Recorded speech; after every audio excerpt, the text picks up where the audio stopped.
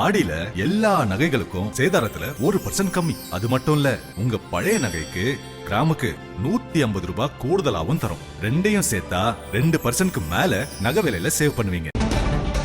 கர்நாடகாவில் அனைத்து கட்சி கூட்டம் தொடங்கி இருக்கிறது. பெங்களூரில் கர்நாடக முதல்வர் DK சிவகுமார் தலைமையில் அனைத்து கட்சி கூட்டம் தொடங்கி இருக்கிறது. பாஜக உள்ளிட்ட பல்வேறு அரசியல் கட்சிகளின் முக்கிய தலைவர்கள் மற்றும் அமைச்சர்கள் இதில் பங்கேற்றிருக்கிறார்கள். காவிரி விவகாரம் தொடர்பான அனைத்து கட்சி கூட்டம் இன்று நடைபெறுவதாக அறிவிக்கப்பட்டிருந்தது. இந்நிலையில் காவிரி விவகாரம் தொடர்பாக கர்நாடகாவில் அனைத்து கட்சி கூட்டம் தொடங்கியிருக்கிறது. பெங்களூரில் கர்நாடக முதல்வர் DK சிவகுமார் தலைமையில் அனைத்து கட்சி கூட்டம் தொடங்கியிருக்கிறது. பாஜக உள்ளிட்ட பல்வேறு அரசியல் கட்சிகளின் முக்கிய தலைவர்களும் அமைச்சர்களும் இந்த கூட்டத்தில் பங்கேற்றிருக்கிறார்கள். காவிரி விவகாரத்தில் கர்நாடகாவின் அடுத்த கட்ட நடவடிக்கை தொடர்பாக இந்த கூட்டத்தில் ஆலோசிக்கப்பட இருக்கிறது. தற்போதைய சூழலில் முதல்வர் விஜய் கர்நாடகா வர வேண்டாம் என்று கர்நாடக முதல்வர் DK சிவகுமார் கூறியிருந்த நிலையில் கர்நாடகாவில் அனைத்து கட்சி கூட்டம் தொடங்கியிருக்கிறது.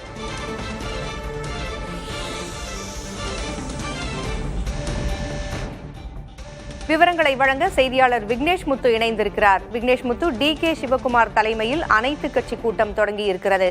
காவிரி விவகாரம் குறித்த அடுத்த கட்ட நடவடிக்கை தொடர்பாக இதில் ஆலோசிக்க இருக்கிறார்கள். கூடுதல் விவரங்கள் என்ன?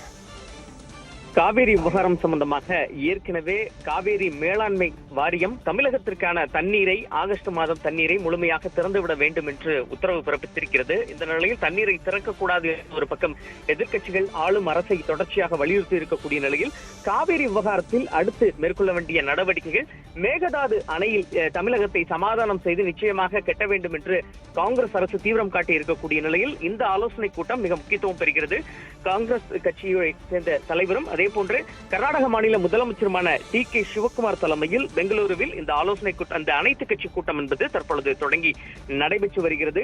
கர்நாடக மாநில முதலமைச்சர் DK சிவகுமார், துணை முதலமைச்சர் பரமேஸ்வரா, அமைச்சர் MK பாட்டீல், மத்திய அமைச்சர் சோமண்ணா, பாஜகவினுடைய முன்னாள் மாநில தலைவர்கள், அதே போன்று முன்னாள் முதல்வர்கள் இந்த ஆலோசனை கூட்டத்தில் கலந்து கொண்டிருக்கிறார்கள். ஜெகதீஷ் ஷெட்டர், கர்நாடக அரசின் தலைமை வழக்கறிஞர் சசிகிரண் ஷெட்டி, முன்னாள் மத்திய அமைச்சர் வீரப்ப மொய்லி, அமைச்சர் பாட்டீல், அதே போன்று பல்வேறு கட்சிகளைச் சேர்ந்த பிரதிநிதிகள் இந்த ஆலோசனை கூட்டத்தில் கலந்து கொண்டிருக்கிறார்கள்.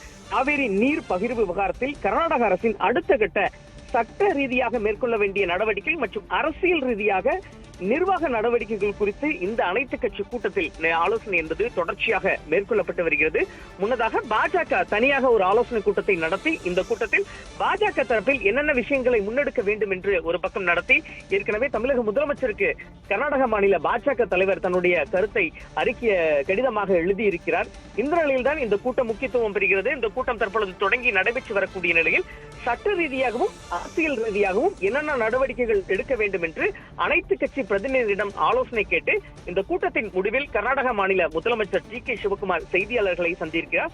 ஏற்கனவே மழை பொழிவின் காரணமாக தமிழகத்திற்கு காவேரி நீரை திறந்துவிட வேண்டிய கட்டாயத்திற்கு தள்ளப்பட்டிருப்பதாக செய்தியாளரிடம் தெரிவித்த DK சிவகுமார் சட்ட ரீதியாக மேற்கொள்ள வேண்டிய நடவடிக்கை சம்பந்தமான அதிகாரப்பூர்வ அறிவிப்பை இன்று தினம் வெளியிட இருக்கிறார்.